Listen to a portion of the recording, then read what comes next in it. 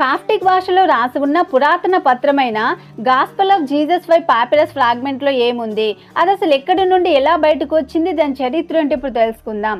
British గ్రంథాలయాల్లోని అరల్లో Egyptian Coptic భాషలో రాసి ఉన్న అత్యంత పురాతన పత్రం ఒకటి దొరకడంతో క్రీస్తు మగ్దలేని మరియ గురించిన చర్చ మరోసారి తెరపైకి వచ్చింది. 2012 రోమ్ నగరంలో జరిగిన ఒక సమావేశంలో హార్వర్డ్ డివినిటీ స్కూల్లో ప్రొఫెసర్ గా పనిచేస్తున్న చరిత్రకారిణి, హార్వర్డ్స్ హోలీ చైర్ ఆఫ్ డివినిటీని అధిరోహించిన మొట్టమొదటి మహిళ అయిన కారెన్ లీ కింగ్ గారు ఒక సంచలన ప్రకటన చేశారు. తన దగ్గర ఉన్న ఒక ప్రాచీన పాపిరస్ ఫ్రాగ్మెంట్ ని అందరికి చూపించారు.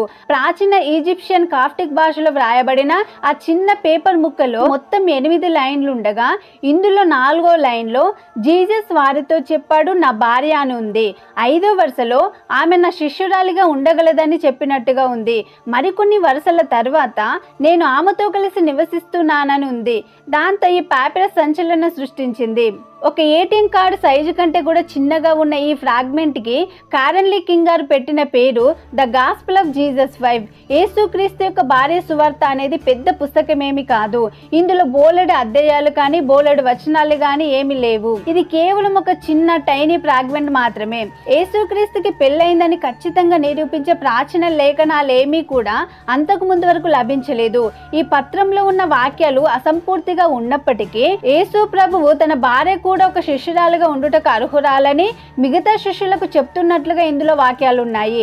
మరి ఈ చిన్న ఫ్రాగ్మెంట్ ఆధారంగా యేసు ప్రభుకి పెళ్ళైందని మనం చెప్పొచ్చా? లేదు, చెప్పలేం. యేసు ప్రభుకి పెళ్ళైందని అనడానికి ఈ ఫ్రాగ్మెంట్ ని ఆధారంగా తీసుకోలేమని స్వయంగా కారెన్ లీ కింగ్ గారు కూడా అభిప్రాయపడ్డారు.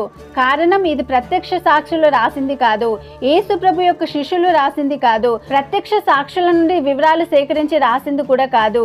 యేసు ప్రభుల వారు ఈ భూమి మీద జీవించిన తర్వాత కొన్ని వందల సంవత్సరాలకి కాప్టిక్ భాషలో ఇది వ్రాయబడింది కాబట్టి దీన్ని ఆధారంగా తీసుకోలేం. అయితే ఈ మనుస్క్రిప్ట్ ని ఆధారంగా చేసుకొని ఆ రోజుల్లో కొంతమంది యేసు ప్రభుకి పెళ్ళైందని నమ్మేవారని మాత్రం చెప్పొచ్చు అనేది కారెన్ లీ కింగ్ గారి అభిప్రాయం. జీసస్ కి వివాహమైనట్టుగా నిరూపించాలని ప్రయత్నం జరిగినప్పటికీ వారి దగ్గర ఏం ఎవిడెన్స్ లేకపోవడంతో వాటిని జోక్గా కొట్టిపడేశారు.